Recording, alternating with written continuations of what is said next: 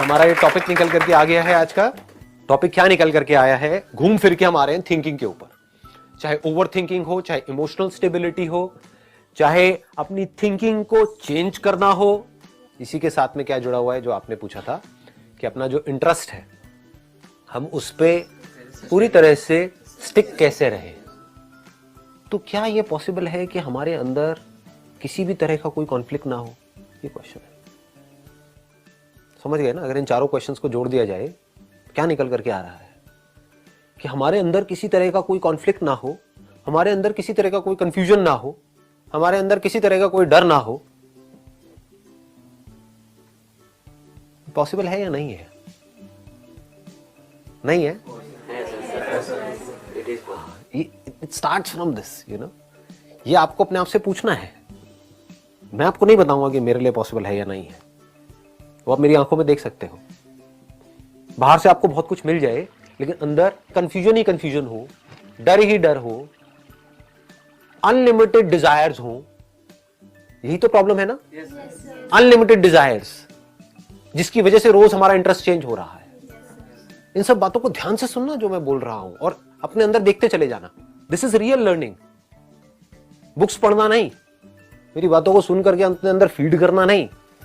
आप लोगों के माइंड में कई बार आता होगा कि क्या कोई ऐसा तरीका है कि मेरी बातें जब आपको जरूरत पड़ती है तो वो बातें याद रहें? आता है कभी किसी के माइंड में कि जब सुनते हैं तब तो सब कुछ बड़ा सही हो जाता है, लेकिन कुछ दिन बाद जब वापस से अपनी लाइफ में जाते हैं, जब उस सिचुएशन में जाकर के हम फंसते हैं तो सब भूल जाते हैं। तो याद रखना सोल्यूशन नहीं है। सोल्यूशन क्या है? अगर आपको याद रह भी गया तो क्या होगा? उस टाइम पे हो कुछ और रहा होगा, आप अपने अंदर ही अंदर कुछ और बोल रहे होगे, नहीं आसान है, आसान है, आसान है। नहीं, एक्चुअल में अगर आसान बनाना है सब कुछ, समझ रहे हो ना? हाँ, कि सामने उस वक्त आपको लड़ना है। आपके सामने है कोई बच्चा है छोटा सा, मान लो आप कहीं पार्क में हो, उसको कोई किडनैपर उठा करके ले जा रहा है, तो वहां पर आपको ये नहीं बोलना कुछ नहीं है, सब सही है, सब सही है, जो होता है अच्छे के लिए होता है, जो होता है अच्छे के लिए होता है। ये इसको कहते हैं वर्ड्स में जीना। तो यहां तक हम पहुंच गए हैं कि अब हमारे माइंड में कोई कंफ्यूजन ना हो, कोई कॉन्फ्लिक्ट ना हो। हमारे माइंड में कंफ्यूजन क्यों होता है? आप चाहते हो ऐसा माइंड या नहीं चाहते हो? yes, इस माइंड में कोई कंफ्यूजन ही ना हो, या हो भी तो उसका एक सेकंड में सोल्यूशन निकल आए, खत्म। कॉन्फ्लिक्ट आया मतलब कि दो रास्ते आए। कंफ्यूजन क्या है? कॉन्फ्लिक्ट क्या है? सामने एकदम से दो रास्ते आ गए, अब यहां जाऊं या यहां जाऊं।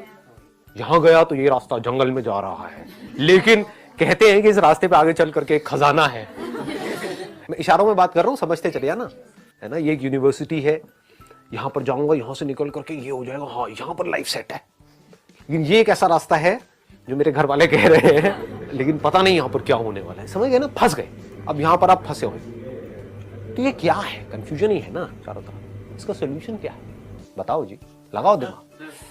और ये मुझे लगता है कि अगर हम कंफ्यूज है ऐसे दो रास्तों पे, तो अगर हमारा मन है कि ठीक है ये रास्ता बिल्कुल परफेक्ट है हमारे लिए, तो हमें चले जाना चाहिए। और अगर हम फिर भी कंफ्यूज है तो हमें अपने पेरेंट्स से कंसल्ट करना चाहिए या किसी भी टीचर से, और वो जो भी कहें वो कर लेना चाहिए उस टाइम पे। जो प्रॉब्लम है पहले हम उसको ध्यान से समझ लेते हैं। प्रॉब्लम क्या है कि आपकी एक थिंकिंग है, एक लाइन ऑफ थिंकिंग है, एक माइंडसेट है। वो माइंडसेट कैसे बना? जैसी आपकी अपब्रिंगिंग है, जैसी आपकी कंडीशनिंग हुई है, ये कंडीशनिंग किसने करी? पेरेंट्स ने करी, और सोसाइटी ने करी, एजुकेशन सिस्टम ने करी, सबने मिल करके करी। तो सबने मिल करके जो आपकी कंडीशनिंग करी है, जो एक माइंडसेट आपका बना है, उस माइंडसेट की वजह से जो भी लोग उस माइंडसेट में चल रहे हैं, चाहे कोई थोड़ा सा आगे है चाहे पीछे है, मैं उसकी बात ही नहीं कर रहा यहां पर, क्या वो अपनी लाइफ से खुश हैं? कोई भी बंदा चाहे जॉब कर रहा है चाहे बिजनेस कर रहा है, लेकिन माइंडसेट ऊपर ऊपर से तो अलग अलग लग रहा है देखने में, बट फंडामेंटली सबका एक जैसा होता है। अनलिमिटेड डिजायर्स होते हैं और अनलिमिटेड फियर्स होते हैं, बस उसके बेस पे एक्शन चल रहा होता है। काम करने के लिए कोई काम नहीं कर रहा होता है। समझ पा रहे हो? ये करके मुझे ये मिलने वाला है, बस सारा ध्यान वहां पर होता है। तो जो भी इस तरीके से चल रहा है वो दुखी है। तो क्या आपको ऐसा बनना है? ये अपने आप से पूछो कि अगर मैं भी उसी तरीके से चला जिस तरह से सब मुझे कह रहे हैं चलने के लिए, या जिस तरह से मैं सोच रहा हूं कि हाँ ये चलना मेरे लिए सही है, तो फिर आप चाहे कुछ ज्यादा अचीव करते हो चाहे कम करते हो, उसमें कोई फर्क नहीं पड़ने वाला है। ज्यादा अभी आपको ज्यादा लग रहा है क्योंकि अभी आपके पास में कम है। जब आपके पास ज्यादा होगा तो जब उनको देखोगे जिनके पास आपसे बहुत ज्यादा है, तब भी आपको अपना वो कमी लग रहा होगा। ज्यादा कम पड़ जाता है एंड में। कितना भी ज्यादा हो जाए, तो आप खुश कैसे होगे इस रास्ते पे चल करके? कभी खुश हो सकते हो ही नहीं सकते। और इस रास्ते पे चल करके जैसे जैसे आप आगे बढ़ोगे, आप फंसते ही चले जाते हो। इसलिए हम समझ नहीं पाते हमको अपनी लाइफ को डायरेक्शन क्या देनी है, इसलिए हम कंफ्यूज रहते हैं, इसलिए हम एक काम पे टिक नहीं पाते हैं, इसलिए ओवर थिंकिंग हमारे अंदर चलती रहती है, क्योंकि ये असली काम हम कभी नहीं करते हैं। ये रूट है आपकी पूरी की पूरी थिंकिंग की। आपकी जो थिंकिंग है उसकी जड़ क्या है, पहले आपको ये क्लियर होना चाहिए कि मुझे क्या करना है और मुझे क्या नहीं करना है। अगर दोनों चीजें आपको बिल्कुल क्लियर हो जाए तो कोई कंफ्यूजन है? बिल्कुल मतलब बिल्कुल क्लियर, 99% नहीं 100% क्लियर, तो कोई कंफ्यूजन है? अब ये क्लियर कैसे होगा? आप समझ पा रहे हो ना, मैं प्रॉब्लम की जड़ में जा रहा हूं। जब तक आपको ये नहीं पता कि मुझे क्या करना है, आपको ये भी नहीं पता कि मुझे क्या करना है, आपको ये भी नहीं पता कि मुझे क्या नहीं करना है ना कब बोलना है, no I will not do it, do you have the courage to say that? इसका मतलब आपको क्लियर नहीं है। डिसीजन तो आप ले लोगे, लेकिन क्लैरिटी के साथ नहीं लोगे, कॉन्फिडेंस के साथ नहीं लोगे, बस ले लोगे डिसीजन।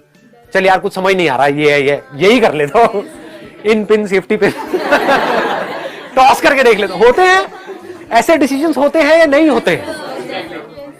किसी को भी पता है क्लियर कि मुझे क्या करना है क्या नहीं करना है? नहीं पता है। It should be absolutely clear.